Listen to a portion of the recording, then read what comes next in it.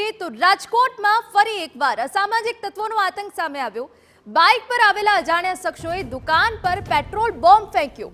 University road પર આવેલી ચાની હોટલ પરની આ ઘટના છે। ગ્રાહકો ઓછા હોવાથી કોઈ વ્યક્તિને નુકસાન નથી પહોંચ્યું। ઉત્તરાયણના દિવસે મોડી રાત્રે 1 વાગ્યાની આસપાસ આ ઘટના બની। રૂપિયા આપવા બાબતે માથાકૂટ થઈ હતી। 4 શખ્સો વિરુદ્ધ ગુનો નોંધાયો છે। યુનિવર્સિટી પોલીસે શખ્સોની શોધખોળ હાથ ધરી હોવાની વિગત છે।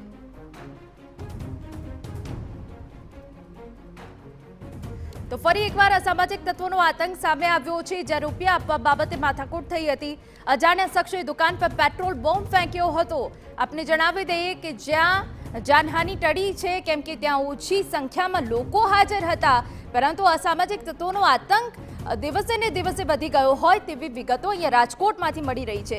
રાજકોટમાં તહેવારમાં આ પ્રકારની ત્રીજી ઘટના છે કે જ્યાં અસામાજિક તત્વોનો આતંક સામે આવ્યો છે।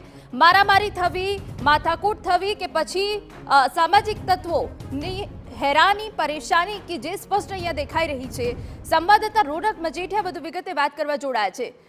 રોનક, રાજકોટમાં કાયદો અને વ્યવસ્થાની સ્થિતિ કથળી હોય એવું લાગી રહ્યું છે, કારણ કે તહેવારમાં ત્રીજી એવી ઘટના છે। જી હિના, આમ તો રાજકોટ રંગીલું રાજકોટ કહેવાય છે, પરંતુ છેલ્લા કેટલાક સમયથી સ્થિતિ એવી ઊભી થઈ છે કે આ લુખાઓનું રાજકોટ બની ગયું હોય તેવું લાગી રહ્યું છે। છેલ્લા કેટલાક દિવસથી અનેક એવી ઘટનાઓ આવી છે જેમાં આવા લુખા અસામાજિક તત્વોને કાયદાનો અને પોલીસનો કોઈ ડર ન રહ્યો હોય।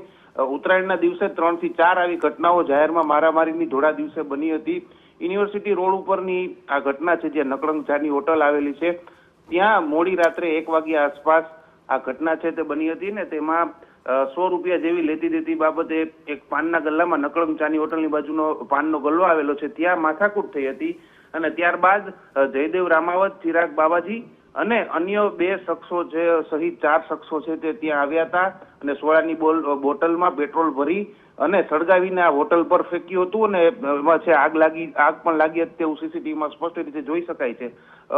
સદનસીબે મોડી રાતને આ ઘટના થઈ હોવાથી બહુ ગ્રાહકો ત્યાં ઉપસ્થિત નહોતા અને કોઈને જાનહાનિ નહોતી થઈ, પરંતુ આ પ્રકારના શખ્સો છે તેને હવે પોલીસ અને કાયદાનો કોઈ પણ પ્રકારનો ડર છે તે નથી રહ્યું તેવું લાગી રહ્યું છે, કારણ કે એ જ દિવસે આ જે ઘટના બની તેની સામેની જ બાજુ જાહેરમાં મારામારીની ઘટના છે તે સામે આવી હતી, તેમાં પણ સીસીટીવી છે તે સામે આવ્યા હતા। હવે પોલીસે આ પ્રકારના શખ્સો છે તેમને બરાબરનો પાઠ ભણાવી અને અન્ય પણ લોકો અસામાજિક તત્વો છે તે આ પ્રકારના કૃત્ય ન કરે તે માટે બાબતે આ માથાકૂટ થઈ હતી, પેટ્રોલ બોમ્બ ફેંકાયો હતો। રાજકોટમાં જાણે કાયદો અને વ્યવસ્થાની સ્થિતિ કથળી હોય તેવા દ્રશ્યો।